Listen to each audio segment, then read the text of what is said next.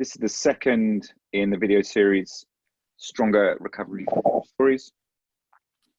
In the second video, we're going to a bit more detail around the tools and approaches we're using to look at the stories and narratives emerging at the intersection of COVID-19 and the environmental crises that's facing us all. Guy, over to you. Thanks, Ben.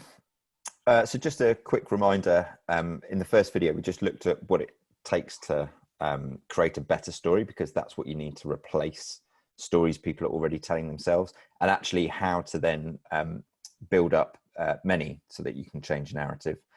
There were 5 steps, and actually what we're going to do is start sort of where we finished the first one, looking at story patterns, and then move through an example of using some of the stories told around Greta, actually, to look at how you bring that in an outer journey to life and how you keep the story moving.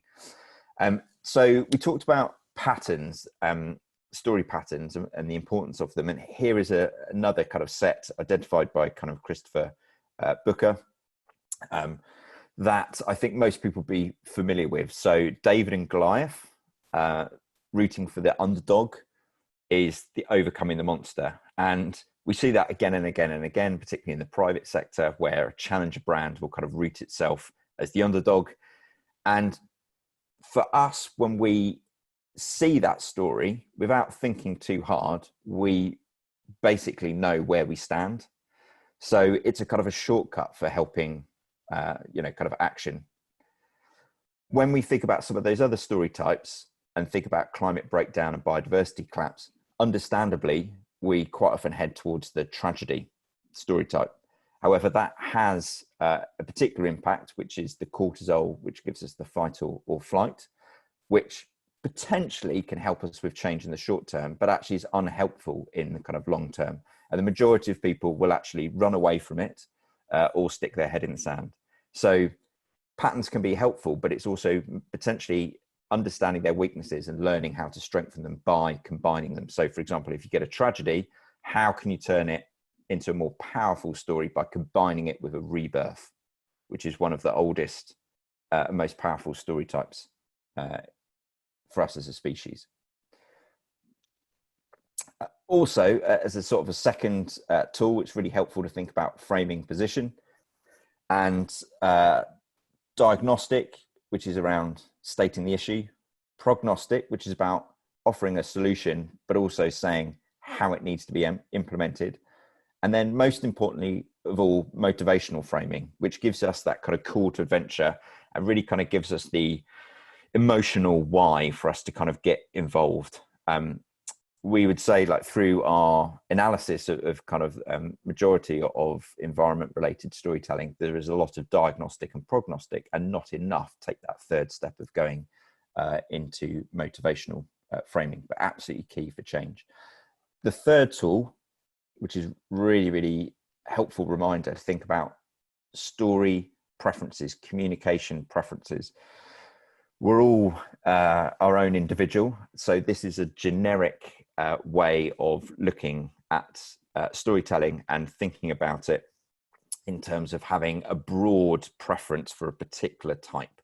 So we either like facts, we're led by logic, so therefore we need a lot of data and evidence in our story, or potentially we are driven by people and feelings, and actually we need a lot of symbolism and we need a lot of metaphor potentially. And sometimes these can be in tension with each other. So the people that like feeling-driven stories find some of the analytical quite cold and calculating. And likewise, in the opposite direction, some of the people that are driven by facts might come across a story that's driven by feelings and think that it's a bit soft and fluffy. So actually what we need to do is create whole brain storytelling. We need to make sure that stories are balanced in the way that they're told, using all of these kind of techniques that are available to us. Then for the next sort of set of analysis tools, I just want to kind of take one set of stories, which is Greta's.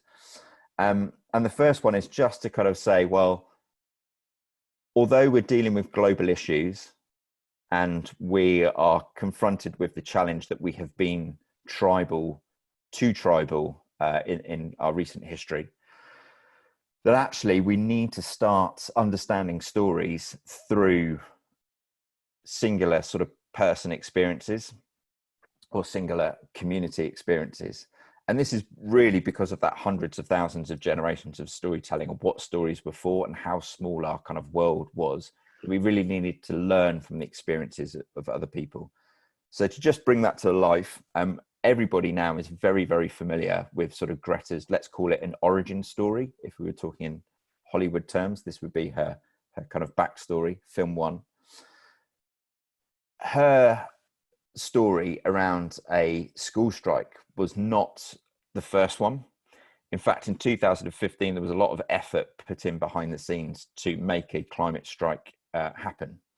And it did happen, and tens of thousands of young people got involved around kind of COP21, but it almost got no traction as a story beyond the group that kind of got involved.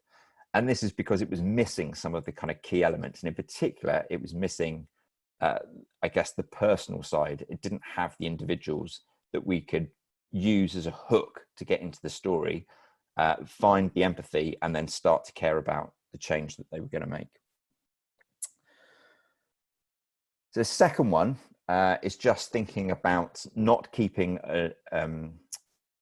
a story static in terms of the roles that people play. So for this, Greta is a really good example where very quickly the story has kind of moved on. And for Generation Z, who've sort of moved into the role of being heroes and taking on their climate strike on a kind of local level, Greta has moved into the role of mentor. One of the things this allows us to do is move also, if you think back to that first personal tribal world, is start to make this more of a tribal story. And what happens there is that people come with you on the journey and you start to get more sophisticated and deeper into the content of the story and the change that you want to make. The clever thing is that it didn't stop there, but it actually made room for the villain.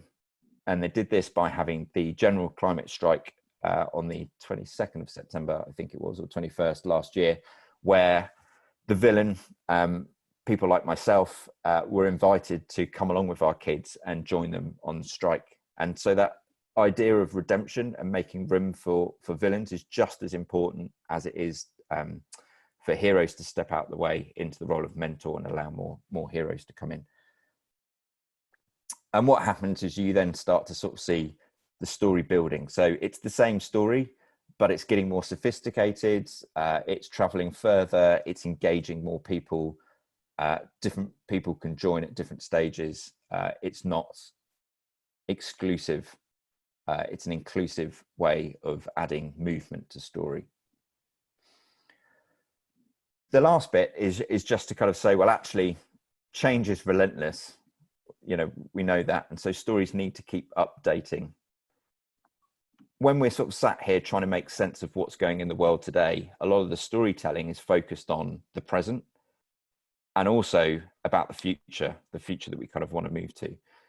What doesn't get looked at in quite the same degree is actually the stories that we tell about our past. The story is a living thing, and there's a huge advantage to helping people reconstruct the stories of their past, and in doing so allow them to kind of move forward, join the present and kind of move forward into the future. And a very sort of quick example of this would be about a lot of the baby boomers, for example, feeling that actually the story that they were telling themselves of their parents' sacrifices during the kind of Second World War gave them the freedom to go on holiday, to buy white goods, to enjoy life.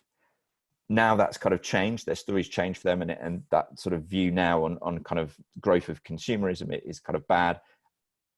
What we need to do is help that generation retell the story of their past so that we can all move forward together. And again, Greta doesn't stop still.